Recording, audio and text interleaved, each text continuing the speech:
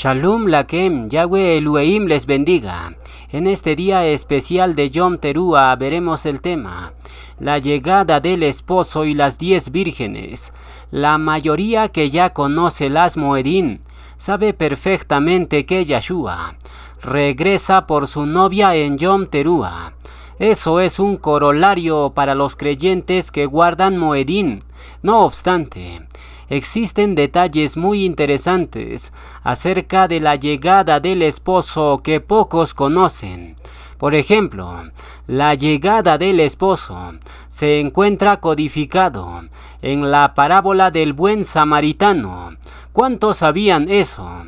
La mayoría desconoce esos misterios, y no solo eso, sino que Yahweh codificó el regreso de su hijo en el arca de Noé. Ahí hay detalles muy importantes que casi nadie lo ha visto. Pero hoy Yahweh nos revelará más misterios escondidos. Entonces, comencemos viendo la parábola del buen samaritano. Lucas 10 del 30 al 35 nos dice: respondiendo Yahshua dijo: un hombre descendía de Jerusalén a Jericó y cayó en manos de ladrones, los cuales le despojaron e hiriéndole se fueron, dejándole medio muerto. Aconteció que descendió un Cohen por aquel camino, y viéndole pasó de largo. Asimismo un levita, llegando cerca de aquel lugar, y viéndole pasó de largo. Pero un samaritano que iba de camino, vino cerca de él y viéndole, fue movido a compasión, y acercándose vendó sus heridas, echándoles aceite y vino, y poniéndole en su cabalgadura, lo llevó al mesón y cuidó de él. Otro día al partir, sacó 2 denarios, ojo aquí, sacó 2 denarios, y los dio al mesonero, y le dijo: cuídamele, y todo lo que gastes de más, yo te lo pagaré cuando regrese en Yom Teruah. Aquí está el significado de la parábola. El hombre que fue asaltado y que descendía a Jerusalén representa a Adán en el jardín del Edén.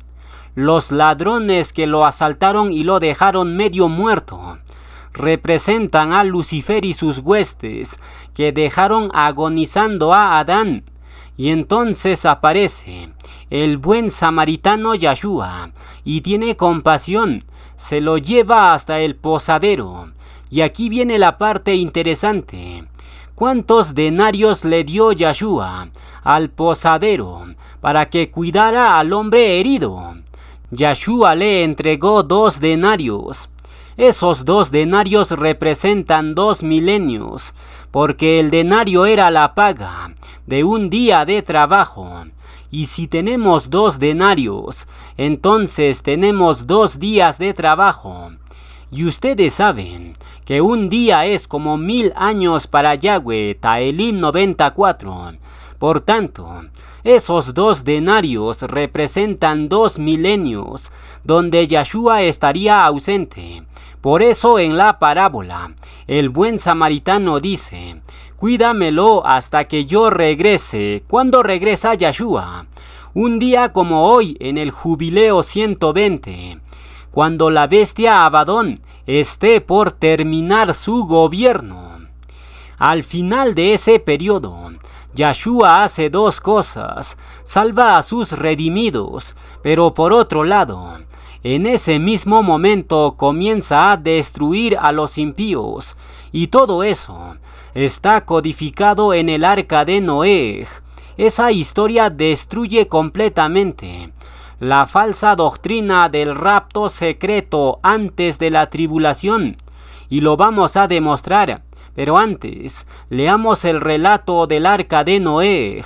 Bereshit 6:16 nos dice: una ventana harás al arca, y la acabarás a un codo de elevación por la parte de arriba, y pondrás la puerta del arca a su lado, y le harás piso bajo, primer cielo, segundo y tercero. En este relato del arca de Noé hay muchos misterios escondidos y vamos a ir armando el rompecabezas. Noé representa a Yahshua y el arca representa los cielos, que son 3. Por eso Yahweh ordenó a Noé diciendo: le harás 3 pisos al arca.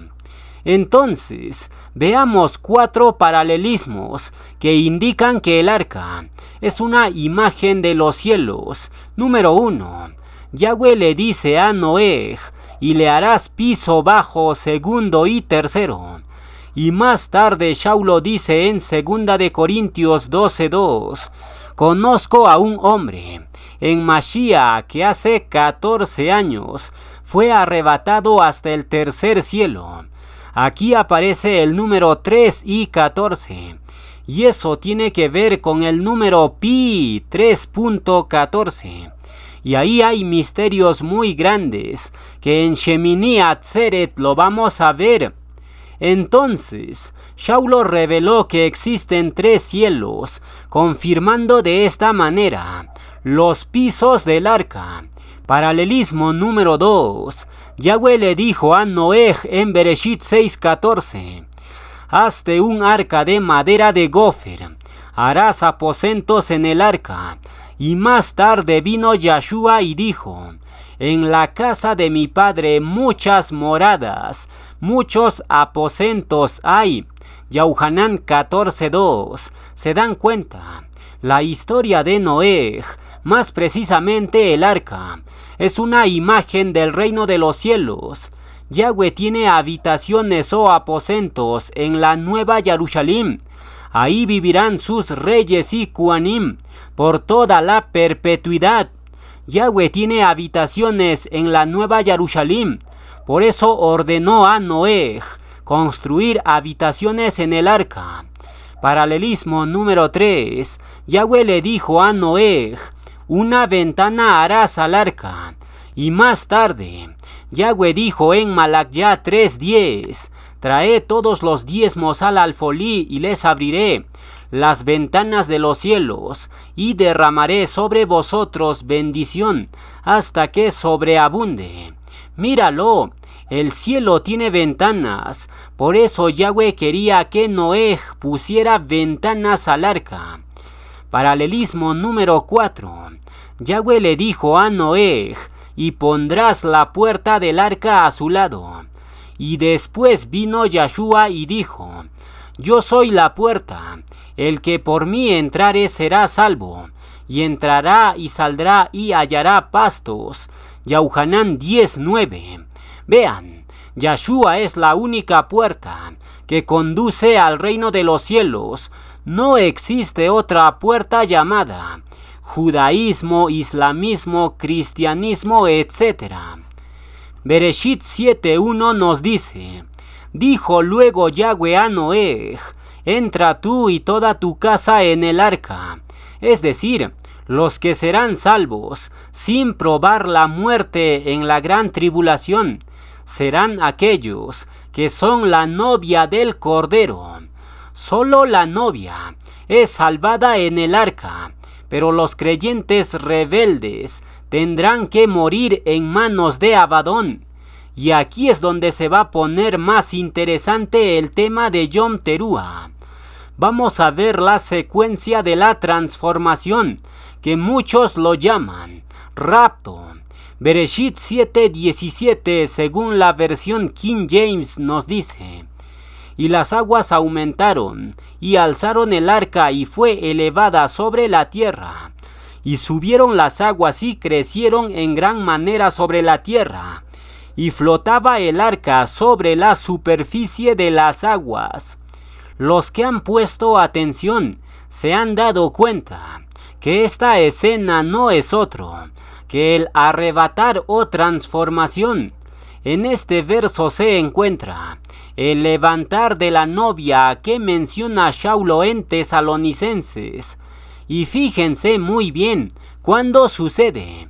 Al mismo tiempo en que la familia de Noé se eleva por los aires, y en ese mismo momento ocurre un evento paralelo, cual los impíos son destruidos, porque aquí dice, y las aguas aumentaron.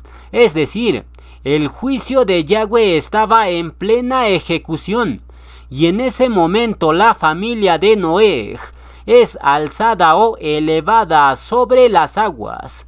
Y como el primer cielo tiene agua, entonces el hecho de que la familia de Noé es alzada sobre las aguas quiere decir que la novia del Cordero va a ser elevada por los aires, por encima del primer cielo, y nos vamos a encontrar con Yahshua en el segundo cielo. Por eso Shaulo dice, nos reuniremos con el Adón en el aire. ¿Cuál aire? Es el aire del segundo cielo. No está hablando del aire de este primer cielo. Leamos el texto de Shaulo para profundizar en esto. Primera de Tesalonicenses 4:17 nos dice, luego nosotros los que vivimos, los que hayamos quedado, seremos arrebatados juntamente con ellos en las nubes. ¿Cuál nubes? No son las nubes que nosotros miramos en este primer cielo, sino que Shaulo está hablando de las nubes del espacio galáctico. Y esas nubes del segundo cielo se llaman nebulosas. Ahí nos encontraremos con Yahshua. Ahora bien, ¿cómo sabemos que nos encontraremos con Yahshua en el segundo cielo? Muy simple. El arca de Noé lo revela. El relato dice que el arca fue alzado por encima o sobre las aguas. Es decir, tenemos que cruzar el primer cielo, que está hecho de agua. Y si cruzamos el primer cielo, entonces ya estamos en el segundo cielo, que es el universo. Por tanto, queda demostrado que nuestro encuentro en Yom Teruah será en el segundo cielo. Ahí nos encontraremos con el novio Yahshua. Entonces dice el texto, luego nosotros los que vivimos, los que hayamos quedado, seremos arrebatados juntamente con ellos en las nubes para recibir al Adón en el aire del segundo cielo, y así estaremos siempre con el Adón. Entonces, esta será la escena de Yom Teruah. Yahshua viene con sus malaquim desde el tercer cielo, y cuando esté en el segundo cielo, suena la séptima trompeta. Los muertos en Yahshua reciben un cuerpo inmortal, y los vivos somos elevados hasta el segundo cielo. Ahí es la reunión. Ese será el panorama profético que se viene. Entonces, leamos de nuevo Bereshit 7:17. Y las aguas aumentaron, y alzaron el arca, y fue elevada en Yom Teruah sobre la tierra, y subieron las aguas y crecieron en gran manera sobre la tierra, y flotaba el arca sobre la superficie de las aguas. Este verso destruye totalmente la falsa doctrina del rapto secreto antes de la gran tribulación, porque en el cristianismo se enseña que el rapto ocurre 7 años antes de la venida de Yahshua, y algunos dicen que es a la mitad de los 7 años, pero eso contradice la escritura. ¿Cómo lo sabemos? Muy simple. Fíjense en la frase, y las aguas aumentaron, y alzaron el arca, y fue elevada. Eso significa que en el momento en que las aguas ahogaban a los impíos, en ese momento el arca se estaba elevando. Eran 2 eventos paralelos, es decir, estaban sucediendo al mismo tiempo. Por un lado, los impíos se ahogaban en el diluvio, pero al mismo tiempo, la familia de Noé se elevaba sobre las aguas, es decir, el juicio de los impíos y el levantar de la novia ocurren en paralelo y al mismo tiempo. No existe tal cosa de un rapto secreto 7 años antes de la segunda venida de Yahshua, ni tampoco existe un rapto a la mitad de esos 7 años. Esas doctrinas son doctrinas de demonios, porque la Escritura revela claramente que el levantar de la novia ocurre en el momento en que los impíos son destruidos. La pregunta es, ¿en qué momento los impíos perecen? En la segunda venida de Yahshua, porque Shaul lo dice claramente, y entonces se manifestará aquel inicuo, a quien el Adón matará con el reuj de su boca, y destruirá con el resplandor de su venida. Segunda de Tesalonicenses 2:8. En la segunda venida de Yahshua, no solo el antimashia es destruido, sino que todos los impíos son fulminados con la presencia de Yahshua. Por eso dice la palabra, sin consagración nadie verá al Adón. Es decir, si una persona no vive en consagración, no puede soportar la presencia del fuego consumidor. Por eso Ishaya dijo, ¿quién de nosotros morará con el fuego consumidor? ¿Quién de nosotros habitará con las llamas perpetuas? La presencia de Yahshua es tan poderoso que la sola presencia de Yahshua fulmina a los impíos. Es decir, si un impío mira el rostro de Yahshua, es como recibir 1.000.000 de voltios de descarga eléctrica. Eso te hace chicharrón en segundos. Entonces, los impíos son destruidos en la segunda venida de Yahshua, y eso se confirma en Revelaciones 19. El texto dice, y vi a la bestia, y a los reyes de la tierra y a sus ejércitos, reunidos para guerrear el Armagedón, que ocurre en la segunda venida. Y más abajo dice, y los demás fueron muertos con la espada que salía de la boca del que montaba el caballo. Es decir, en la segunda venida de Yahshua, los impíos miran el rostro de Yahshua, porque Matías dice, todo ojo le verá, incluso los que le traspasaron. Yahshua permite que los impíos le miren unos segundos y después sale la espada de su boca, que es su palabra. Y los impíos son fulminados con la presencia de Yahshua. Todos son convertidos en chicharrón y vienen las aves para saborear el banquete. Pero aquí hay un detalle clave.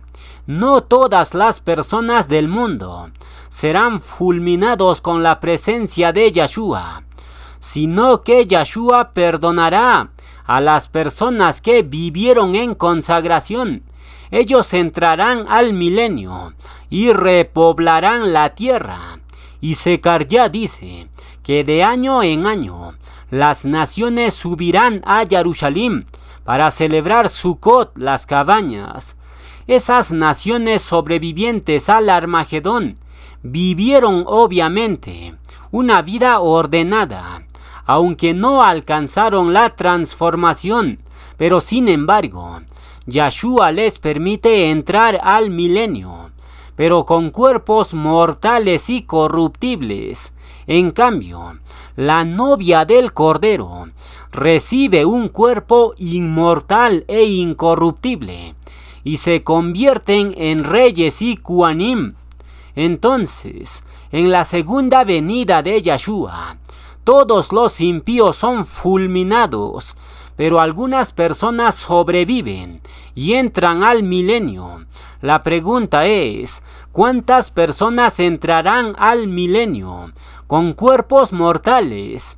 La Escritura lo revela. Revelaciones dice que con el cuarto sello, 1/4 de la población mundial es asesinada por el caballo amarillo. Luego suena la sexta trompeta y Abadón y sus huestes asesinan un tercio de la población restante.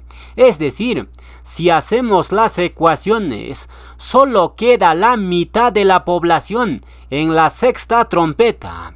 Y luego suena la séptima trompeta y ocurre la transformación de la novia. Pero al mismo tiempo, Yahshua fulmina a los impíos en su venida. ¿Cuántos mueren? Zecarías lo revela.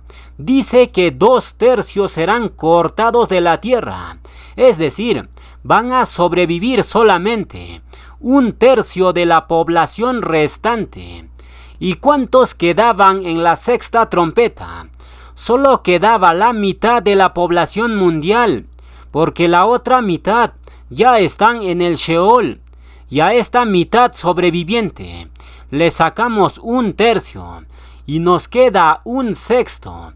Es decir, en la segunda venida de Yahshua, solo 1/6 de la población mundial va a sobrevivir, y ese 1/6 va a entrar al milenio.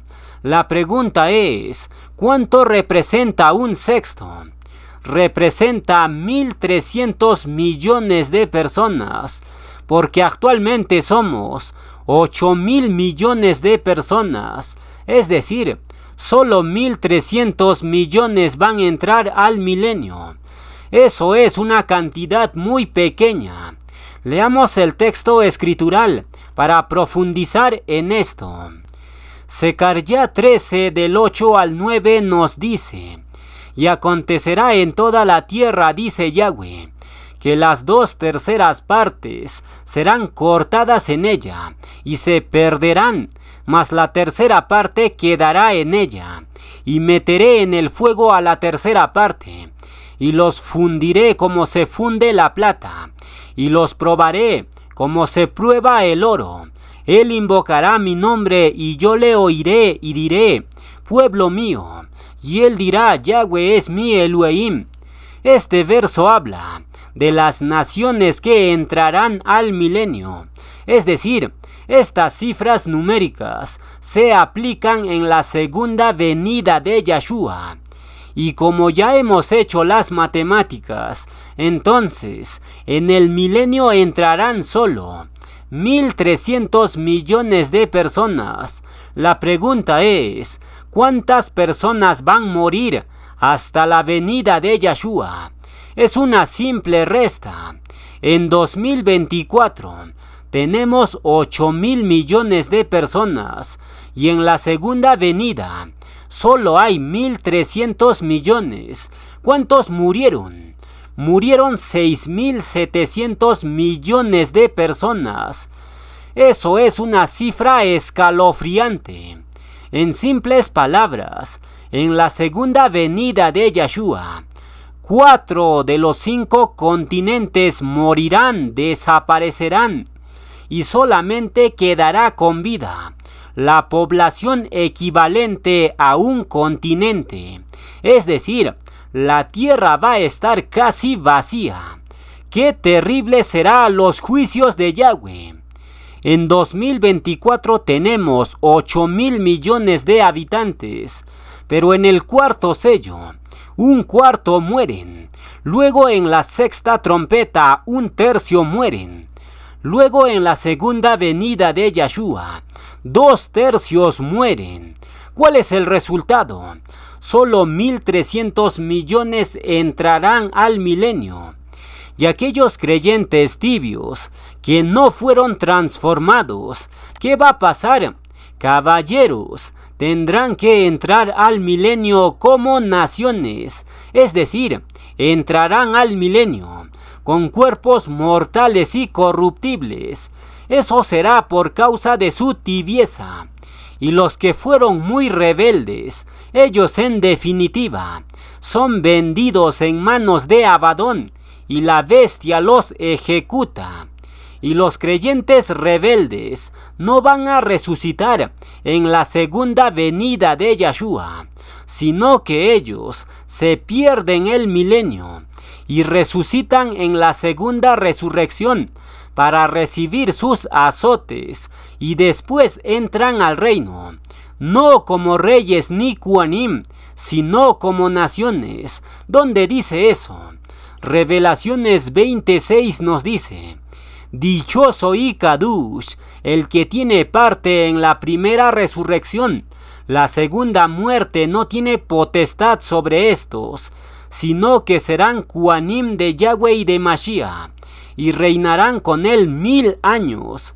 Entonces, la primera resurrección es solo para reyes y Kuanim. Por eso Yahshua dice: dichoso y Kadush, es decir, los creyentes negligentes no tendrán parte en la primera resurrección, porque Yahshua no podría llamar dichoso y Kadush a un creyente negligente. Por tanto, si un creyente negligente muere ahora, se pierde la primera resurrección y el milenio. Y si el creyente negligente por alguna razón está vivo para la segunda venida de Yahshua, entonces Yahshua no lo transforma, sino que le permite entrar al milenio, pero como naciones y con cuerpo mortal y corruptible. Por tanto, existen dos destinos para los creyentes tibios y negligentes. Número 1. Si mueren ahora, entonces se pierden el milenio y resucitan en la segunda resurrección para recibir azotes, y luego entran como naciones al reino. Número 2. Si los creyentes tibios o negligentes están con vida en el momento de la segunda venida de Yahshua, entonces no son transformados, sino que entran al milenio como naciones. Por tanto, dejen la tibieza desde ahora, sean diligentes en su salvación para entrar al reino como reyes y Kuanim, porque entrar como naciones es como un perrillo que recibe una migaja de su amo. Entonces, regresemos a Bereshit 7:17. Y las aguas aumentaron y alzaron el arca, y fue elevada en Yom Teruah. Este verso, como dijimos, destruye la falsa doctrina del rapto secreto, 7 años antes de la venida de Yahshua. Y otros dicen que el rapto será a la mitad de esos 7 años, pero esas dos doctrinas contradicen la Escritura, porque aquí vemos que los impíos son ahogados en el mismo momento en que los redimidos son alzados, es decir, la transformación mal llamado rapto secreto. Esa transformación ocurre al final de la gran tribulación y existen versos que lo sustentan. Por ejemplo, fíjense lo que dice el siguiente verso.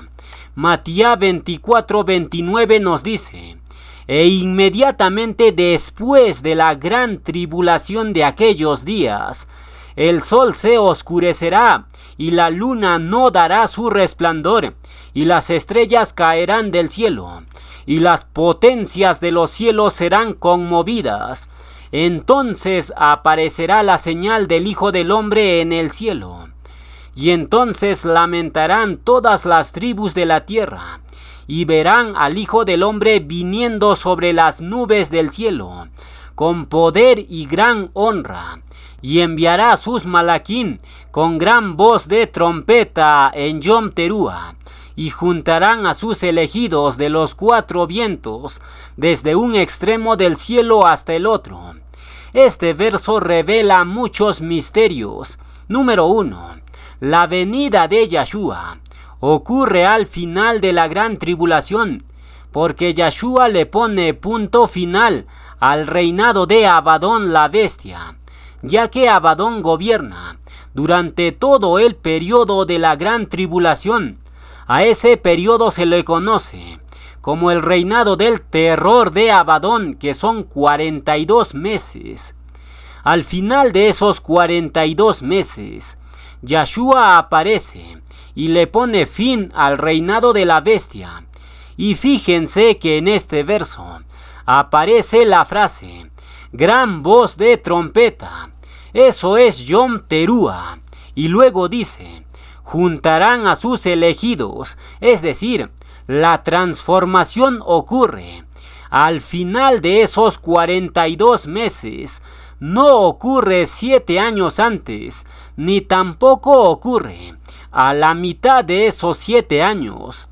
Los que están esperando el rapto, este 18 de septiembre, déjenme decirles que están esperando una fantasía, porque este verso revela claramente que la transformación ocurre al final de la gran tribulación, y eso se confirma con el relato del arca de Noé, porque el arca se eleva o alza justo en el momento en que los impíos están siendo destruidos. ¿En qué momento los impíos son destruidos en masa? Ya lo hemos visto. En la segunda venida de Yahshua ocurre el juicio más grande, porque 2/3 de la humanidad son fulminados por la presencia de Yahshua. Ese es el juicio más devastador y total, pero los demás juicios son parciales. Por ejemplo, el cuarto sello solo destruye 1/4 de la población mundial. Luego la sexta trompeta solo destruye 1/3 del restante. Pero en la segunda venida de Yahshua, 2/3 o 67% son destruidos. Eso sí, es un juicio devastador como un diluvio. Por tanto, queda totalmente demostrado que la transformación o elevación de los elegidos no ocurre 7 años antes de la segunda venida, ni tampoco ocurre a la mitad de esos 7 años, sino que ocurre al final de la gran tribulación. Y aquí les presento la prueba final y definitiva que comprueba que efectivamente la transformación ocurre al final de la gran tribulación. Bereshit 7:6 nos dice, era Noé de 600 años cuando el diluvio de las aguas vino sobre la tierra y elevaron el arca. Aquí está la prueba definitiva del año exacto de la transformación de la novia. Aquí se menciona que el diluvio alzó el arca el año 600 de Noé. Ese dato numérico, Yahweh no lo puso por casualidad, sino que ese dato 600 es la contraseña para saber el año de la transformación. ¿Qué simboliza el número 600? Ya todos se dieron cuenta. Simboliza el año 6000, que es el jubileo 120. Ese año el arca va a ser alzado, es decir, los elegidos serán alzados justo el año 6000, al final de la gran tribulación. Y ese año los elegidos recitarán el siguiente verso. Proverbios 18:10. Torre fuerte es el nombre de Yahweh. A él correrá el justo y será levantado, alzado.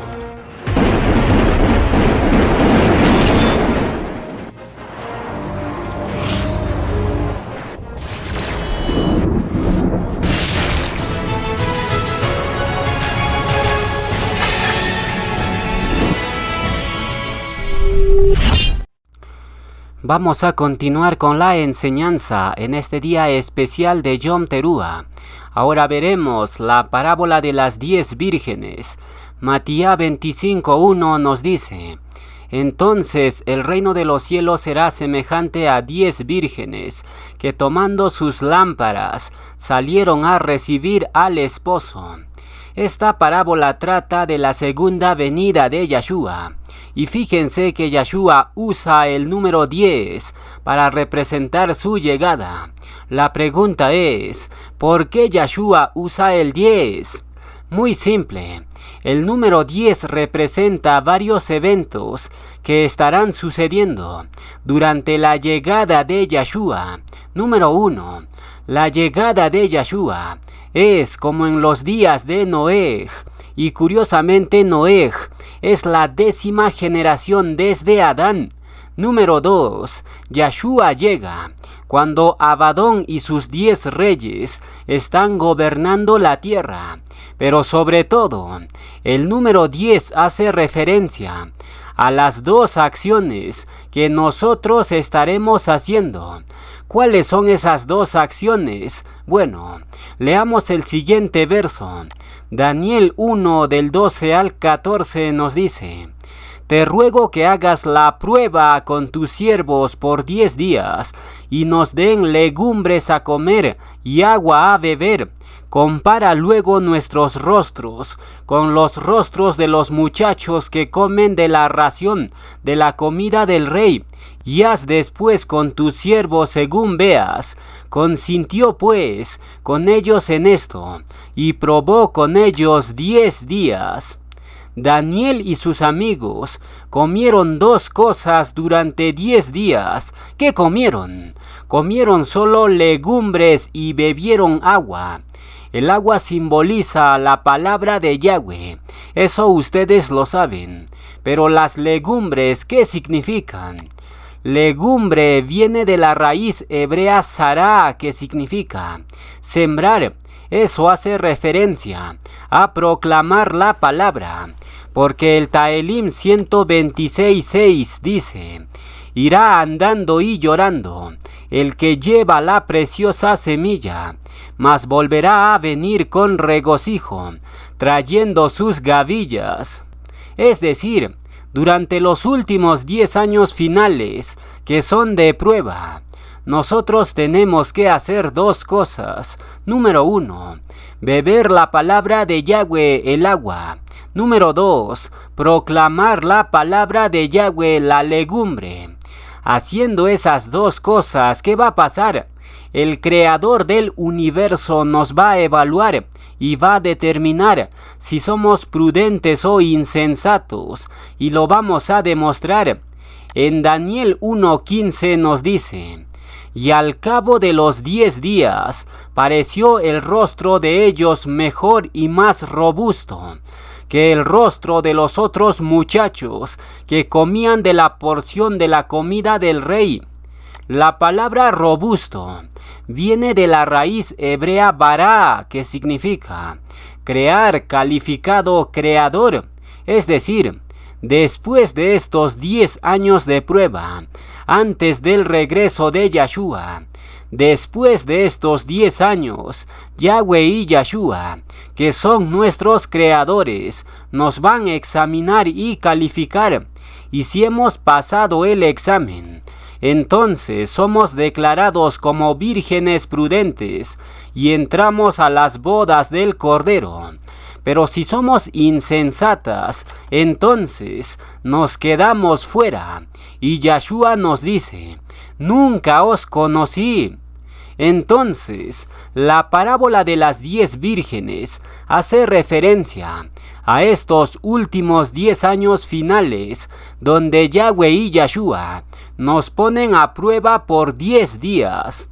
Los que son prudentes toman agua y comen legumbre, es decir, estudian la palabra y la proclaman. Estudiar la palabra no significa leer y dejarlo ahí. Claro que no. Estudiar la palabra es vivir una vida práctica y proclamar esa vida práctica. Solo así Yahweh nos declarará prudentes. Caso contrario seremos insensatas, y ellas solo llenaron su cerebro de información. Las insensatas no tenían nada de vida práctica.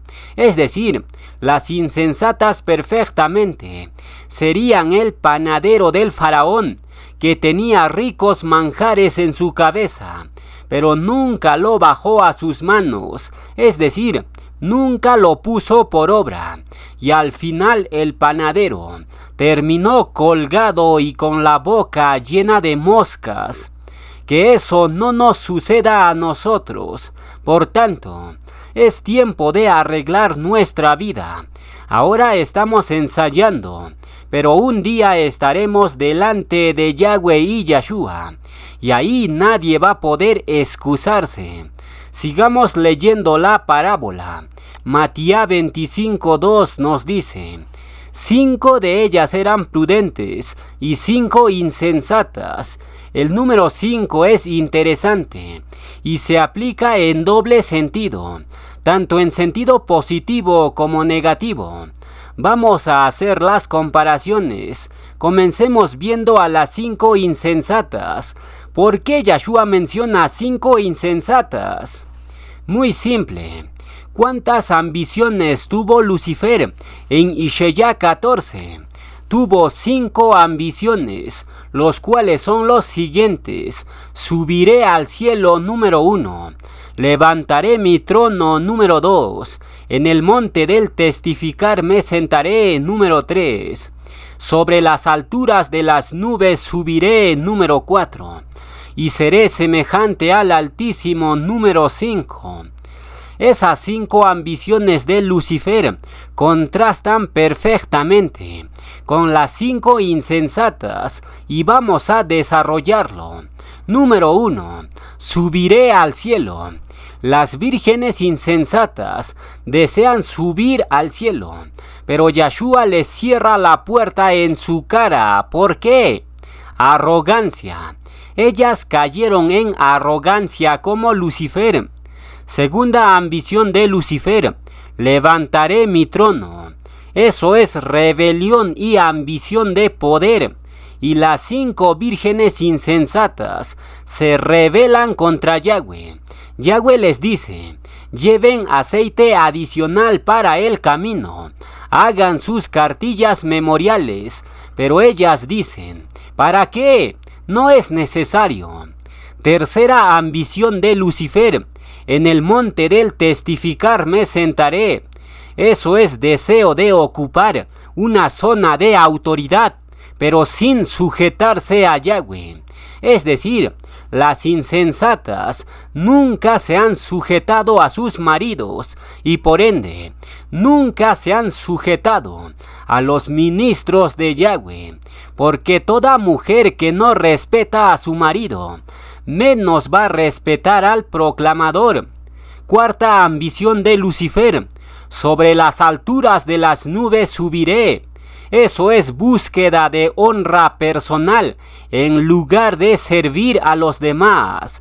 Y las 5 insensatas han buscado su fama personal, han buscado agradarse a ellas mismas sin llevar la carga de los demás. Saulo dijo en Romanos 15:1: así que los que somos fuertes debemos soportar las flaquezas de los débiles y no agradarnos a nosotros mismos.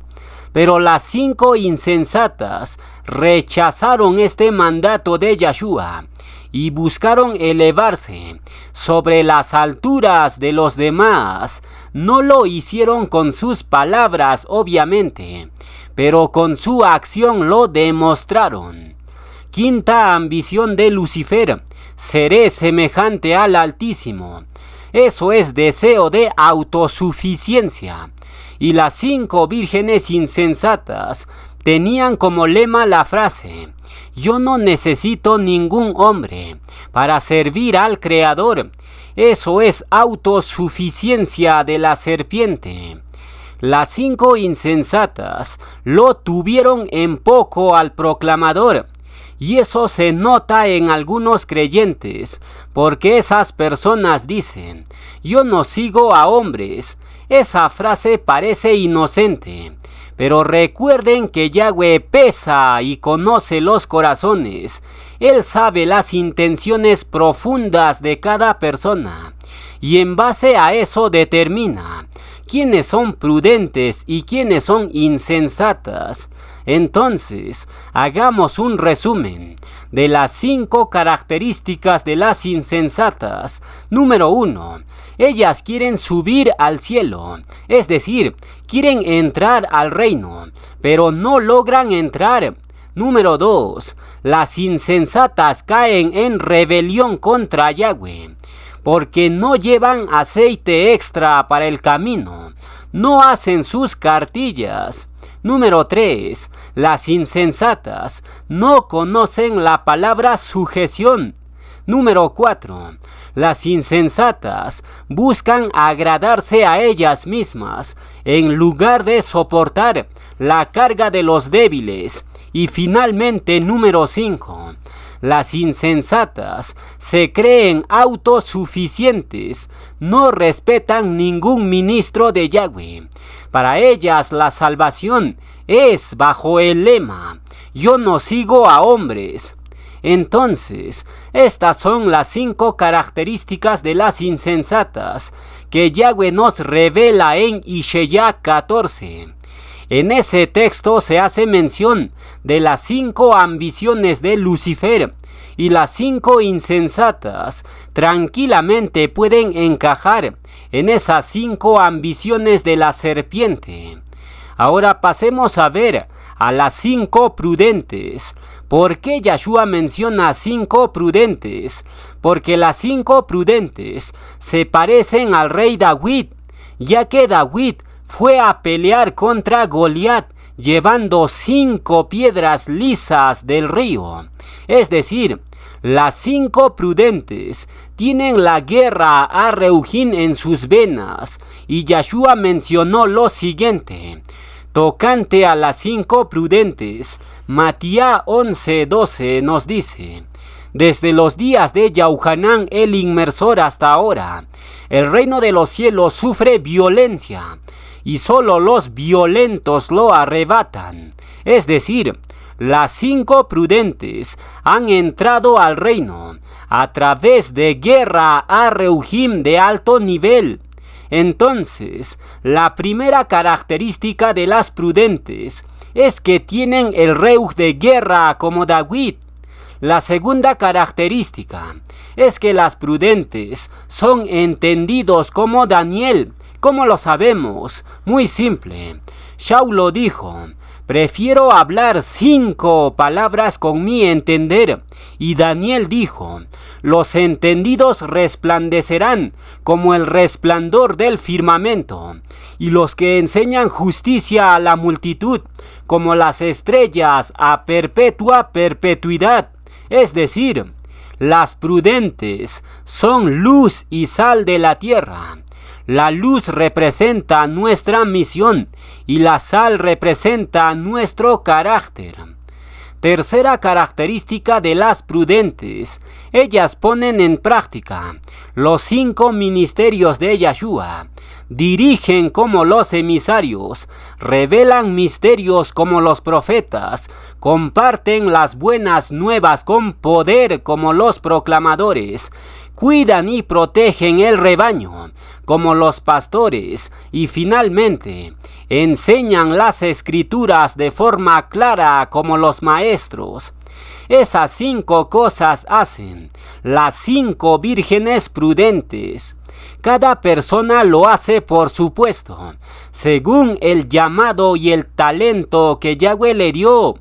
Cuarta característica de las vírgenes prudentes: ofrecen las 5 ofrendas que menciona la Torá. ¿Cuáles son esas 5 ofrendas? Número 1, ofrenda quemada completa, olá. Número 2, ofrenda de grano, minjá.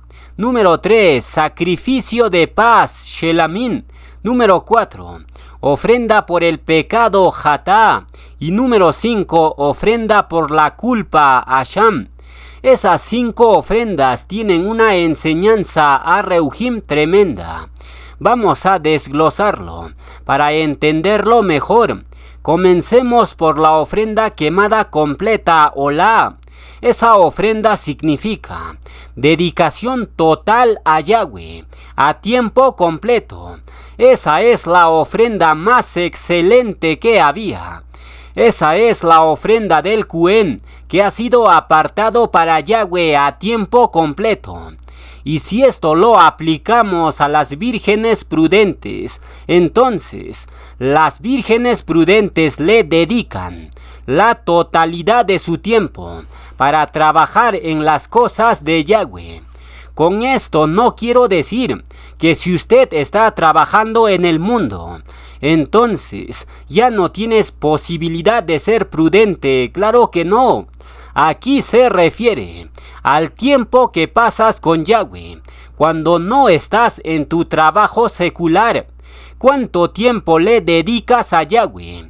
¿Cuánto tiempo apartas para la plegaria y exaltación?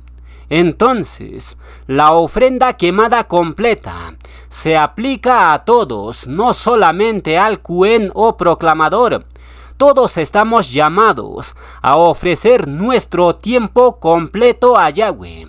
Cada uno lo hace en el lugar que ha sido llamado. Número 2. Ofrenda de grano minjá. La ofrenda de grano consistía en harina, aceite, incienso y sal. La harina es el sustento de tu familia. Representa tu trabajo y labor, puesto que la harina era resultado de un proceso. Primero se sembraba el trigo, se cosechaba, se trillaba y luego se molía. Todo eso lleva mucho esfuerzo y tiempo. Por tanto, la harina representa el sudor de tus manos, y con eso tenías que honrar a Yahweh. El aceite representa tu unción, y el incienso representa tu plegaria y exaltación, y finalmente la sal representa tu carácter. Por tanto, la ofrenda de grano, harina, aceite, incienso y sal, esa ofrenda quiere decir lo siguiente: las prudentes ofrecen su trabajo, su unción, su plegaria y exaltación y su carácter. Esas 4 cosas las prudentes lo ofrecen a Yahweh para edificar y perfeccionar a los Kadushim. Número 3. Ofrenda de paz, Shelamim.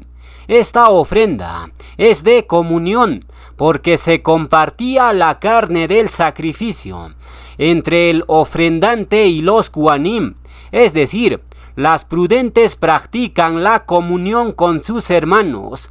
No se aíslan ellos mismos, sino que comparten su tiempo con sus hermanos y con aquellos que necesitan de la palabra.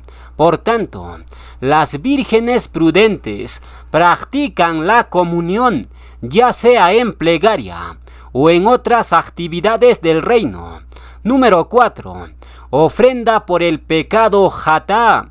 Esta ofrenda se hacía por las transgresiones inconscientes, es decir, las vírgenes prudentes siempre están a cuentas con Yahweh y en constante arrepentir, porque la Escritura dice: no existe hombre que haga el bien y nunca peque. Y finalmente, número 5, ofrenda por la culpa a Sham. Esta ofrenda se hacía por las transgresiones voluntarias y por aquellas transgresiones que causaban daño al prójimo. Es decir, las vírgenes prudentes siempre están a cuentas con su prójimo. Si en algo le ofendieron o defraudaron, entonces hacen la restitución y las paces con el prójimo. En otras palabras, las prudentes siempre asumen su responsabilidad y mitigan el daño causado. Entonces, las 5 vírgenes prudentes ponen en práctica las 5 ofrendas de la Torá. Son hacedores, no solamente oidores. Y finalmente, característica número 5 de las prudentes: ellas cumplen los 5 requisitos para ser la novia del Cordero. ¿Cuáles son esos 5 requisitos? Son los siguientes: justicia, juicio, benignidad, compasión y fidelidad. Esos 5 requisitos se mencionan en Oseas 2 del 19 al 20, que dice: y te desposaré conmigo para siempre, te desposaré conmigo en justicia, juicio, benignidad y compasión, y te desposaré conmigo en fidelidad, y conocerás a Yahweh. Estos 5 requisitos lo hemos desarrollado en la enseñanza de Shavuot. Ahí pueden revisarlo completo. Entonces, hemos visto 5 características de las insensatas y 5 características de las prudentes. Son totalmente opuestos. Son 2 polos opuestos de un imán. Sigamos leyendo la parábola para ir profundizando más. El verso 3 dice: las insensatas, tomando sus lámparas, no tomaron consigo aceite extra. Este es el peor error que puede cometer un creyente: no llevar aceite extra para el camino. La pregunta es, ¿qué representa el aceite? Representa tu preparación personal, y esa preparación personal es el resultado de tu relación con el Ruach HaKodesh, es decir, las personas que tienen una relación profunda e íntima con Yahweh y Yeshua. Esas personas están produciendo abundante aceite extra para el camino. Pero las personas que están descuidando su relación con Yahweh y Yeshua, ¿qué va a pasar? Bueno, en la hora más oscura que se viene, se quedarán sin aceite y querrán encontrar aceite como locos, pero no podrán. ¿Por qué? Porque tu preparación a Reuhim, el aceite, no se puede transferir ni compartir. Esa preparación personal es intransferible. Por eso más adelante las prudentes no le dieron su aceite a las insensatas. Es decir, la preparación a última hora no va a funcionar. Si alguien está pensando prepararse a última hora, esa persona de entrada es una insensata. Entonces dice el texto: las insensatas, tomando sus lámparas, no tomaron consigo aceite extra. El aceite representa la preparación a Reuhim. ¿Pero qué representa las lámparas? Bueno, Yeshua dijo: ustedes son la luz o lámpara del mundo. Es decir, las lámparas representan tu vida a Reuhim. Y si no tienes aceite, que es preparación, entonces obviamente tu vida a Reuhim se está apagando. En simples palabras, las insensatas han llevado una vida a Reuhim muerta. No se preocuparon por su preparación. Vivieron una vida aparentemente de emuná viva como lámparas, pero en su interior estaban apagándose. Ya no había aceite de preparación. Luego dice el verso 4: mas las prudentes tomaron aceite en sus vasijas, aceite extra, juntamente con sus lámparas. Esto habla de preparación profunda, porque las prudentes llenaron con aceite hasta el tope de sus lámparas, y aparte de eso, agarraron aceite adicional en sus vasijas. ¿Cómo se llama a esto? Bueno, a esta acción de las prudentes lo podríamos llamar el as bajo la manga, por así decirlo, porque por esta acción de aceite extra, las vírgenes prudentes ganaron el juego de la vida y entraron a las bodas del Cordero. Pero antes de ese evento, viene una escena un poco escalofriante. Verso 5 nos dice: y tardándose el esposo, cabecearon todas y se durmieron. Estos 2000 años, los creyentes han estado esperando el regreso de Yeshua. Y como Yeshua está tardándose, entonces, ¿qué pasó con los creyentes? Cabecearon todos y se durmieron en sus religiones. Y curiosamente, estos 3 últimos siglos, 18, 19 y 20, fueron los siglos donde más sectas aparecieron. Por ejemplo, en el siglo XVIII aparecen los metodistas, bautistas, etc. En el siglo XIX aparecen los adventistas, los testigos de Jehová, los mormones, los pentecostales, etc. Y en el siglo XX aparecen los Rastafari, la iglesia Pare de Sufrir, iglesia Los Niños de Dios, etc. Es decir, en estos últimos 3 siglos de la historia han aparecido muchas sectas religiosas que tienen dormido a los creyentes, y esto es el cumplir de la parábola, porque el texto dice: y tardándose el esposo, cabecearon todas y se durmieron. En estos últimos 3 siglos, la humanidad literalmente estaba dormido en sus religiones, pero Yahweh enviaría un proclamador para despertar a sus ovejas. ¿Quién es ese proclamador? Verso 6 nos dice: y a la medianoche, hora 12ª, se oyó un clamor del proclamador: aquí viene el esposo, salid a recibirle. Este verso habla de un proclamador enviado en la hora 11ª. Y ese proclamador de la hora 11ª trabaja de 11 a 12 de la noche.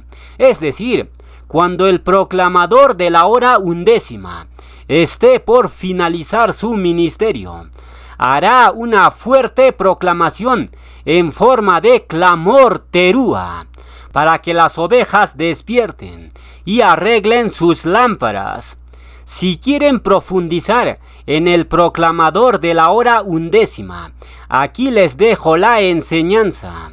La hora 12ª marca el año 6000, porque el número 12 hace referencia al jubileo 120, que cae el año 6000. Un jubileo dura 50 años y por ende 120 por 50 es igual a 6000 años. La hora 12ª se cumple en el año 6000, pero eso no significa que tienes que prepararte a última hora.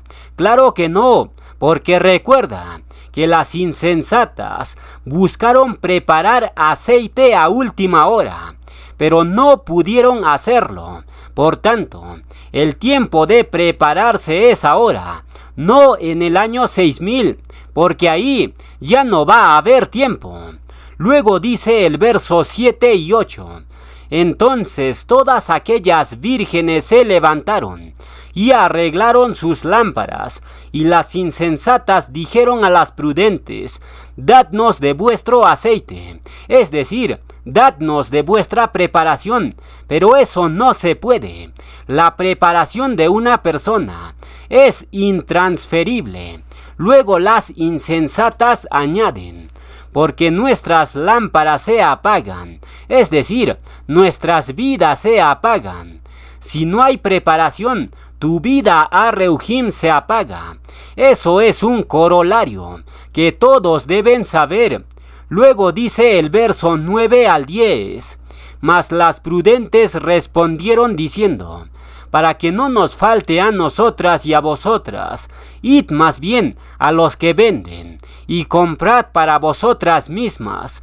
Pero mientras ellas iban a comprar, es decir, mientras las insensatas se preparaban a última hora, vino el esposo, y las que estaban preparadas entraron con él a las bodas, y se cerró la puerta.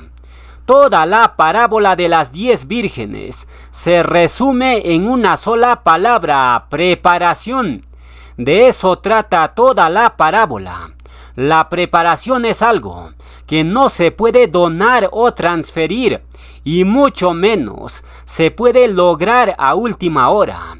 Por tanto, este es el consejo de Yahshua para todos: velad pues en todo tiempo, haciendo plegaria que seáis tenidos por dignos de escapar de todas estas cosas que vendrán, y de estar en pie en las bodas, delante del Hijo del Hombre. Lucas 21:36.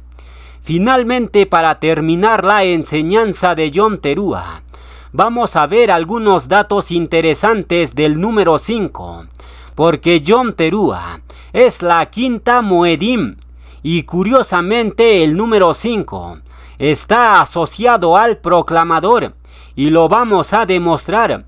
Pero antes leamos el siguiente verso. Job 32 del 6 al 7 nos dice: y respondió Eliú, hijo de Baraquel Busita, y dijo: yo soy joven, y vosotros ancianos, por tanto, he tenido miedo, y he temido declararos mi opinión. Yo decía: los días hablarán, y la muchedumbre de años declarará sabiduría. Eliú es el quinto personaje prominente que aparece en la historia de Job. Eliú es un personaje especial porque él es el único personaje que no acusa a Job de inicuo, pero tampoco lo justifica, sino que Eliú defiende la soberanía de Yahweh y menciona que el sufrir no necesariamente es por causa de la transgresión, sino que el sufrir tiene un propósito más profundo. Eliú es el quinto personaje, y fíjense que Eliú dice: yo soy joven. ¿Qué significa eso? Muy simple. El quinto es un joven con sabiduría, y curiosamente su servidor está asociado al número 5. Soy el quinto integrante de mi familia. Nací el 5 de septiembre. Yahweh me mostró 5 letras en mi sueño, y mi nombre David tiene 5 letras. Y aquí viene otro dato interesante. El quinto día de la creación, Yahweh creó las aves que vuelan. Y curiosamente Yahweh me mostró en mi sueño 5 letras escritas en la pared, y esas 5 letras significan mis alas más vida, porque esas 5 letras en hebreo dicen Canafi más vida. Canafi significa mis alas, y la letra Het significa vida, porque la palabra vida en hebreo es Jaim, que comienza con Het, es decir, Canafi más Het significa volarás para la vida. ¿Cuándo? En la quinta Moed, que es Yom Teruah, es decir, las 5 letras que Yahweh me mostró en mis sueños. Es completamente profético. Ishaya 40:31. Pero los que esperan en Yahweh tendrán nuevas fuerzas, levantarán alas como las águilas. A la final trompeta, los muertos serán resucitados incorruptibles, y nosotros seremos transformados, volaremos.